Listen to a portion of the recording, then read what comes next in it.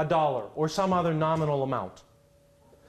The courts have determined that to be a sale. It's an installment sale. The customer is paying for that equipment over time because the payout at the end is nominal. Essentially, all of the useful economic life of that equipment has been transferred to the customer during the term of the lease. So the customer really doesn't have to do anything else at the end other than pay a nominal amount, $1, $10, $100, whatever's nominal. And that's really a sale. Now, the other kind of sale, lease intended as security, and I don't think it happens in with your equipment, but you can certainly correct me, it happens a lot with computer equipment. Picture a lease of a regular old Dell computer. You know, whatever the top of the line Dell computer is today, you buy it and you lease it for 3 years. What's that thing worth at the end? It's not worth anything. So if it's a fair market value buyout at the end, but in fact there's no value, that too is a lease intended as security. That is an installment sale. Yes, sir? Is installment sale something as a conditional sale? Yes. Installment sale, conditional sale, lease intended as security. All those things mean you've sold the goods and you're getting paid over time. Now, the import of that from a legal and enforcement perspective is this, and I won't talk about tax. There are tax implications to leasing versus sales, and I don't know anything about tax, and I don't want to, so I'll leave that for somebody else. But for enforcement, for collection, for those sorts of things, the import of that is, with a true lease, the lessor, Beckman Coulter, keeps title to the equipment and is entitled to get it back at the end of the day, if there's a default or if it's paid in full, if the lease terms out. With a lease intended as security, the customer owns the equipment. Title actually has passed. And if you intend to get it back in the event of default, you need to do something else other than just have that on your contract that says, in case of default, you can repo the equipment, repossess the equipment. And the way you do that is to perfect a security interest. A security interest is a lien on personal property. And that's distinguished from a mortgage, which is a lien on real property. So a mortgage, you get a lien on real property. Every other kind of personal property, even bank accounts, equipment, whatever, you get a lien, a voluntary lien by a security interest.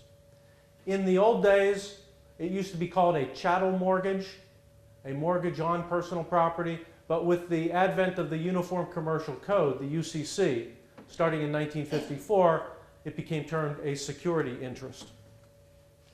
And a security interest is a lien on personal property. So if you were to sell a piece of equipment on a conditional sale, or a lease intended as security, but you reserve a security interest, you have a lien. And that lien, as between you and your customer, is valid without doing anything else. Just putting it in the document means you have a lien as between you and your customer. But usually, when you have a collection problem, you're not the only creditor. Usually there are other people trying to get at those assets. Usually your customer has a lender who probably has a blanket lien on all of its assets, including equipment. So the reason that you have to perfect your security interest, do something other than just put it in your documents, is to make sure that your lien is good against the rest of the world. Because that's where it becomes important. The way you perfect a security interest in equipment is by filing a notice called a UCC1 financing statement. We'll refer to that either as a UCC1 or a financing statement. And it's not a financial statement, it's a financing statement. When we used to have to do it on paper, and just in the last couple of years, the UCC has been amended to allow for electronic filing. But when it was on paper, it was a document that had the lender's name, the customer's name, and a description of the equipment. And it was filed somewhere in the state where the equipment was. And that gave constructive notice to the entire world that creditor had a lien or claimed a lien on this property of the debtor. And it was enough to put people on notice. It didn't have to be specific and say how much was owed. Not like a real estate mortgage. You know, if you've ever seen a real estate mortgage, it says how much you owe and how it's being paid and that kind of stuff. That's not necessarily the case with the UCC one. It was simply notice. It put the rest of the world on notice, there's this lien, and if you want to find out more, you go to the creditor and ask.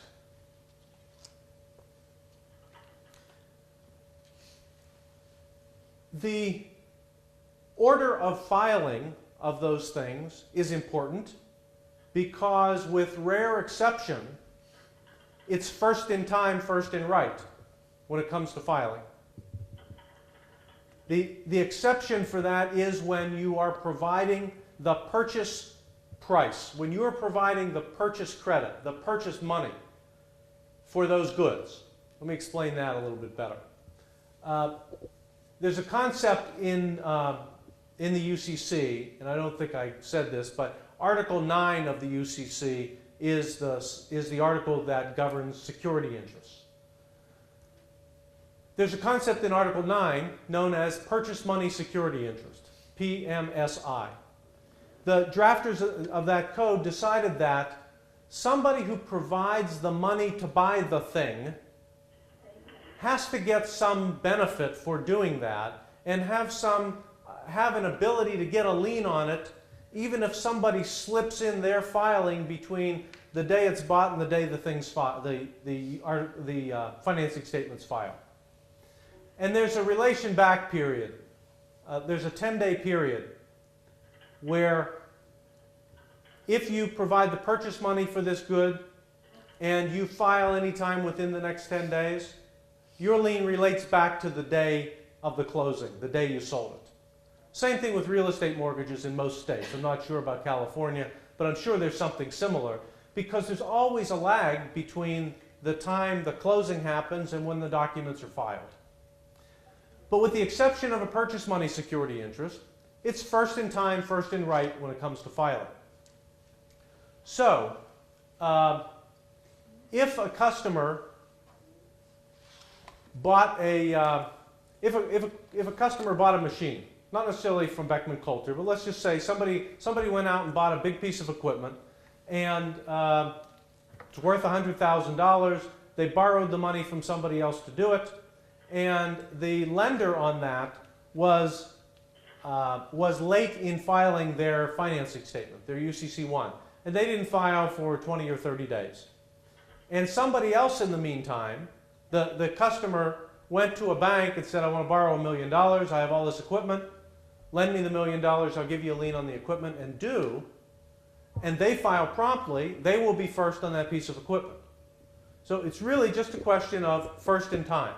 Now, we don't really deal on the Beckman Coulter matters with inventory per se, customers' inventory.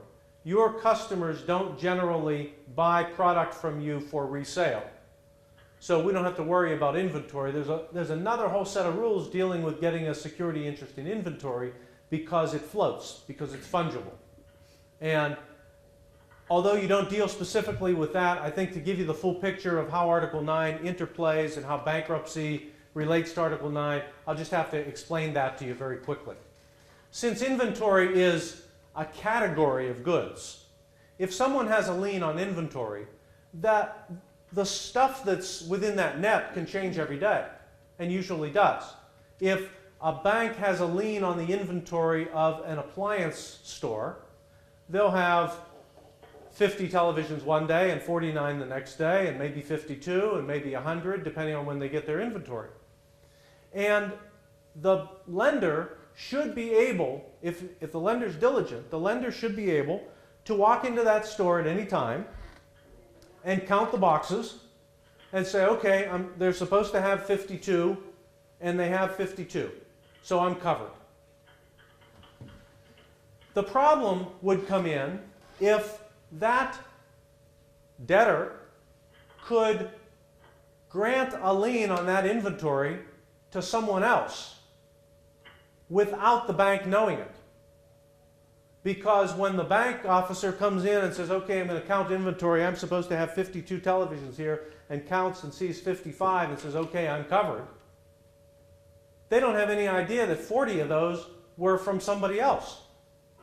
So there has to be a system to deal with that, and the system is that the only way you can get a lien on, even a purchase money lien, on inventory that you put in to a debtor's place is by filing first and giving notice to anybody that has a blanket inventory lien ahead of you. So then the bank gets notice that Panasonic is going to put in 40 television sets on a purchase money security interest. And then when the banker goes in to look at her inventory, she looks and says, I'm supposed to have 52. There are only 55 here, and I count that 40 of them are Panasonics because I knew that they were going to be Panasonics. So it provides a mechanism for people to get notice. So I just give you that for a full picture of how Article 9 works. The important thing for you when it comes to Article 9 is it's what we in the law call the belt and suspenders. Okay? If you're in doubt about whether it's a lease intended as security, whether there are other creditors, any of that stuff, for what it costs to file the UCC-1s, you ought to file them. Now, I'm sure that there is a policy, or there may be a policy dealing with dollar amounts. Although, most of your equipment is pretty expensive stuff, and you want to be able to get it back if there's a problem. So for it varies throughout the states, but let's say it's $200 to file a UCC-1 in any state. For that amount, it's probably a good idea to file it because you're then on record, and even if somehow your true lease turns into a lease intended as security, you're then protected. Because that's really the risk. You don't have to file for a lease, but if something happens to transform your lease and you haven't filed, you have an unperfected lien. And an unperfected lien loses against anybody that put a lien on after you. It loses against anybody who gets a lien by a levy or a sheriff's levy or anything like that. And it loses against the bankruptcy trustee. That's the problem with an unperfected lien, which is why one of the things we've seen in the past with some clients, and frankly on occasion with Beckman Coulter accounts, is that there are special deals made with the customer on the equipment as to what their rights are at the end of the lease. And it may not be documented appropriately. There have been some in the past, I don't know what the policies are in recent years, but we've seen some older accounts where the customer is told, and it may be on a proposal sheet or something, that they get title at the end of the lease. Now, if they do that, if they get title at the end of the lease, without having to pay any more, that lease is going to be considered a lease intended as security or a conditional sale. And that means that if you are not paid and you haven't filed a UCC-1, you don't have a lien, or you don't have a perfected lien, and you can't get the equipment back. So it's very important that this all work together, that the promises made to the customer and the documentation of the sale and the perfection of the security interests or the filing of the UCC-1s all work together so that when the deal does go bad, you can get the equipment back, or at least you have a shot at it. Questions on that at this point? Yes?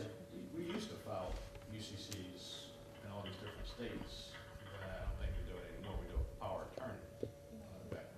No. Lexus Document Service has Beckman's power of attorney. Our lease agreements have a customer's power of attorney, and they do file in every jurisdiction. Now, that jurisdiction has changed recently with some changes to Article 9. Yeah, I'll talk about that. I can talk about that right now. We do file in every jurisdiction. Okay. What's the dollar amount, Phil? Is there a minimum? As he said, it ranges from $40 to $300. Some states charge a tax. But I mean, do we file it on all instruments? All. Anything other Everything?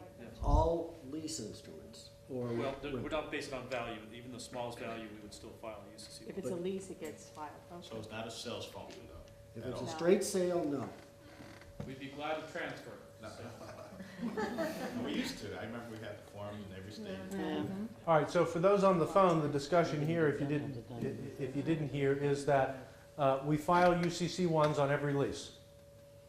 Right? All Operating type equipment. leases and sales type leases. Okay, operating leases and sales They're all type leases. conditional sales contracts. All What conditional Beckman sale? calls them. Right, okay, okay.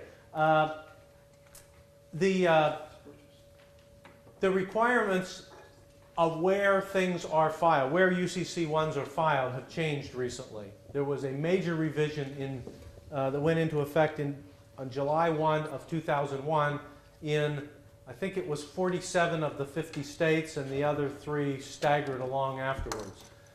But the revision was primarily to facilitate electronic filing and to make the place of filing make sense. I'll leave it up to you whether it really makes sense, but to make it make sense, that's what the drafters of this revision did. In the old days, many states had dual filing, where you filed locally with whoever the register of the court was in the county where the customer was or where the equipment was, and you filed with the Secretary of State. Some states just had central filing, but most states had dual filing. In addition, where you filed depended upon the location of the collateral. If the equipment was in Idaho, but the customer's main location was in Indiana, you'd file, and you wanted to file on that equipment, you'd file in Indiana. I'm sorry, you'd file in Idaho. If you wanted to file on their accounts receivable, you'd file in Indiana, where their executive office was. With the change, you file where the debtor is located. Doesn't matter where the collateral is, it's where the debtor is located.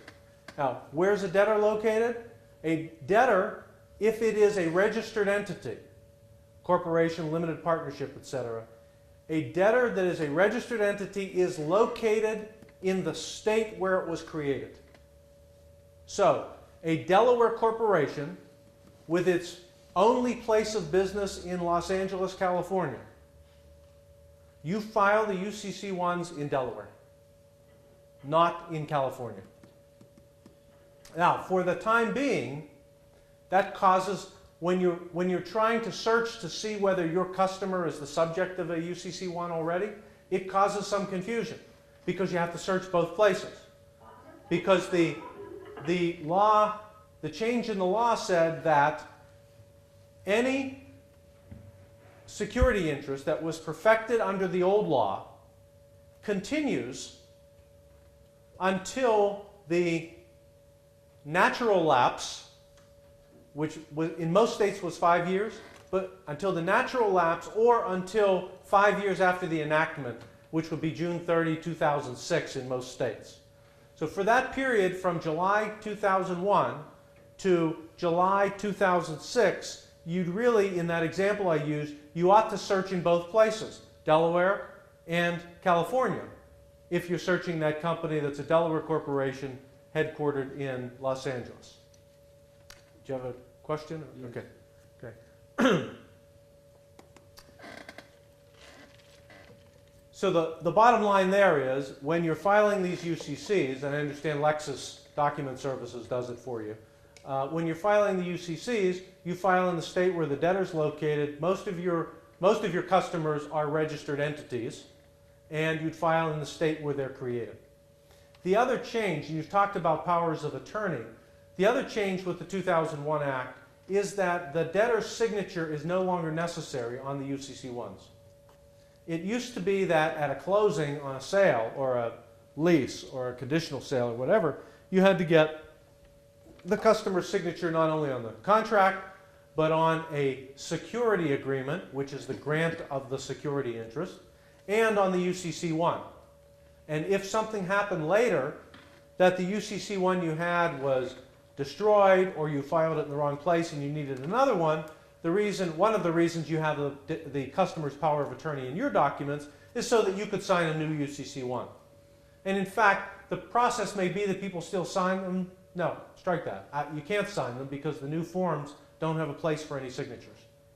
And again, that's to facilitate the electronic filing. The presumption is that if you have a security agreement, which is a written or an authenticated, we no longer use the term in UCC written, it's authenticated because it can be purely electronic. If you have an authenticated agreement that grants you the right to perfect a lien, that grants you a security interest, then you are automatically given the right to file the UCC-1. There's no additional signature required from anybody. Is that clear? Okay. So that's how you perfect a lien on your equipment. Even if it's a lease, you want to make sure to do that, because if somehow the lease falls apart, if some creative bankruptcy trustee or bankruptcy lawyer later finds a good argument why your lease should be considered a conditional sale, you still have the backup lien, and if you're perfected, then you have the right to enforce it. Let's segue from that into bankruptcy, because bankruptcy, of course, is extremely prevalent these days. We have, almost every year, we have record numbers of filings. There's been a spate of institutional Chapter 11 filings in the last couple of months, and Debbie and Julie and others, I guess, have had their hands full. So let's talk about bankruptcy. Bankruptcy is a federal statute. So theoretically, it's the same everywhere. It's the same in all 50 states. There are only a couple of things that make it non-uniform. One is the judges. They all decide things differently, or many of them decide things differently. And the other thing that makes it non-uniform is that it brings into play state law. And each state's laws are different. I would say that probably 95% of what happens in bankruptcy court is uniform, though. You can pretty much count on 95% happening from state to state to state. The bankruptcy code is contained in Title 11 of the United States Code, and it's divided into chapters. Chapter 1, 3, 5, 7, 9, 11, 12, 13. Chapters 1, 3, and 5 are, let's call them administrative things, and relate to all bankruptcies. Chapter 1 is what the courts do. Chapter 3 has to do with claims and debtors' duties. Chapter 5 has to do with other administrative things. Chapter 7 is the chapter that is the straight liquidation bankruptcy. A Chapter 7 bankruptcy is where the debtor takes its non-exempt assets, hands them over to a trustee. The trustee liquidates them and distributes the money according to a statutory priority, kind of like a waterfall. In Chapter 7, the business should close the day it files, unless the trustee decides that it wants to operate the business, and in that case, the trustee needs court permission to operate a business. So, for the most part, when you hear about a Chapter 7, it's going to be a shutdown of the business and a liquidation and a sale of the assets if there are any non-exempt assets. Now, I say non-exempt assets with entities, with corporations, nonprofits, etc., there are no exemptions. So that's really irrelevant. But for individuals, again, just so you have the complete picture, an individual is entitled to certain exemptions, entitled to keep certain property when they file bankruptcy. And I don't know what the exemptions are in California. I know that each state has the right to decide. The legislature had the right to decide whether its citizens can choose the state exemptions, or there's a list of bankruptcy exemptions, or either. And I know in Pennsylvania, the individuals who file bankruptcy in Pennsylvania have their choice of whether to use the Pennsylvania exemptions or the federal exemptions. In Ohio, it's only the state exemptions. They've opted out of the federal system. Does anybody know what it is in California? It's either. It's either. Okay. The federal exemptions are a list of things like every individual who files bankruptcy gets to keep approximately $17,500 of equity in their principal residence. Let's break that. It's rich here in Florida, of course. Don't even talk about Florida. Yeah, Florida is a bankruptcy haven, and in fact, we have a whole host of pretty well-renowned folks who may have had nefarious past. All right, from Bowie Kuhn to the Enron guy. Right, that decide to come down here, build their primary residence in Florida, and take advantage of the homestead exemption in bankruptcy that's available here in Florida. I'll talk. Yeah, that's a good point. I'll talk more about that in a second. When I talk about the current legislation. So an example of homesteads is $17,500 under the federal statute of equity in a principal residence. That's equity. That means value above any liens. And principal residence, that's obvious. Principal residence. If it's a married couple that own the property jointly, then you double the exemption if they both file. So a husband and wife owning a piece of real estate, which is their principal residence, could keep under the federal exemptions about $35,000 of equity. There's equity in an automobile that you can keep, equity in jewelry, tools of the trade, things like that. When you add it all together, and there's some fluff there, but when you add it all together, you could get up to $60,000, $70,000 of equity that a couple could keep after filing bankruptcy. Now, Richard mentioned the Florida exemption statute. There are two states which stand out as the debtor's haven. I think Florida is at the top of the list, but the next one is Texas. Because I think, and Richard, am I right that Florida is unlimited by amount, but it's limited by size or something like that? Yeah, that's correct, Bob. It's unlimited by amount, and there's a footprint of the home, I guess, that's used as a measure. But when you look at the amount of the cost of the homes that have been built, it's really pretty astronomical. Right. There are people in Florida, people who move to Florida and put millions of dollars into homes as they're preparing to file bankruptcy, and they get to keep those millions of dollars in the homes. Now, it's the same thing in Texas. Now, I won't be long-winded about this. There has been an effort to change the bankruptcy laws for the last 8 years. And it has gone through Congress. It has been passed several times by both houses of Congress. Very close to the same law. After years and years of wrangling and conferences, they get very close and they just can't get over the goal line. Now, there are two things about the law that got very close last time that are worthy of note. One is it creates for individuals a means testing to see if they are permitted to file a Chapter 7 bankruptcy. People with an income over a certain amount cannot file a liquidation bankruptcy under this proposed law. It's not law yet. The other important thing about this law is that it purports to limit the homestead exemption nationwide.